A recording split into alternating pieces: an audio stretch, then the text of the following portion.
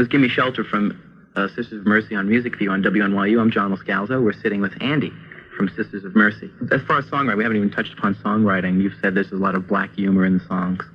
Yeah, we had to make the jokes a lot more private, actually, for the songs to work these days.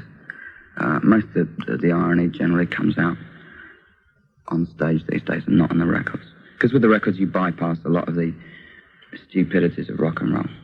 I mean, the way in which it's delivered is generally fairly stupid, but that doesn't come across on records because people take them into their bedrooms and the whole rock and roll shtick doesn't really interfere with the what you're trying communication. To say. Right. Was there any record you thought was really,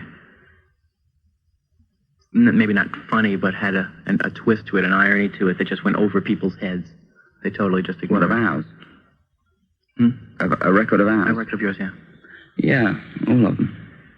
All of them have got... I thought the Reptile House was like our finest hour yet because it was the most serious record we ever made, but it was also the most perverse. Everything about that record is perverse. It's really slow, it's really long. And I just love the way... All the like the lead lines are hidden in the mix, involved in all the effects, completely submerged. You really have to fight with that record. And the last track starts like it's going to be a sort of up pop number, and the voice just slithers back into the mix and the tune distorts itself, and when that's finished you just get a reprise of the beginning which brings you right back full circle. It's a very perverse record. It's part of the concept of the thing that there's no escape from the Reptile House, and a lot of this does go over people's heads. These think, oh yeah, a long slow record. Now listen to Culture Club. Yeah, right. Do you consider yourself, now the press, as we mentioned it before, the press likes to lump people in big piles for their convenience. I've seen you mention in articles about Death Cult and Blood and Roses. Yeah. I mean, do you see yourself as part of that? Do you see yourself as part of anything?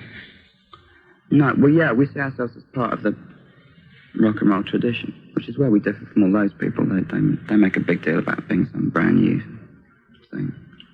No, we're just a sort of modern, twisted, heavy metal band, I guess. With just a different slant. Yeah, I mean, we're very aware of the tradition, and we're keen to own up to it.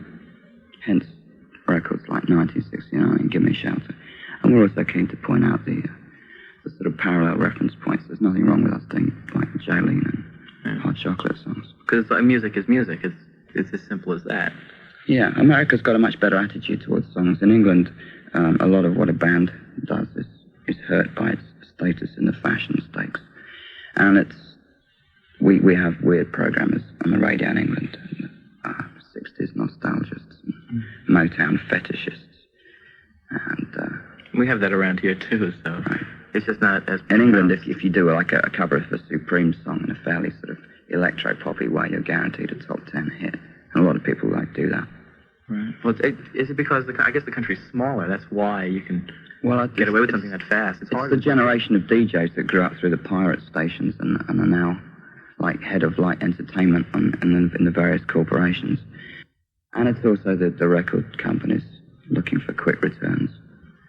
But they've worked themselves into a vicious circle of no imagination, where the quick return is bringing on a whole culture.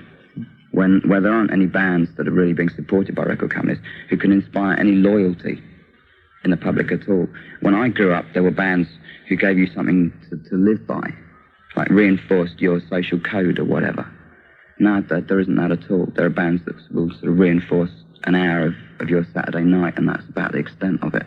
Or there are these sort of new spiritualist, ludicrous, positive punk bands who I've got no time for whatsoever.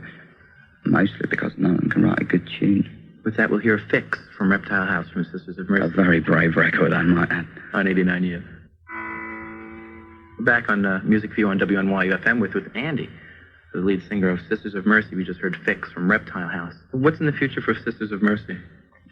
Well, we just cancelled the British tour we were going to go back and do, because we need to go home, write some new songs, and restructure the band a little. You mentioned that Ben was leaving the band? Yeah, Ben's going. I don't know what we're going to do about it. We could do almost anything, and we're in no particular hurry to do whatever. We've resisted the urge to make an album for a long time, for two very good reasons. One, we're not actually ready to do it yet. Right.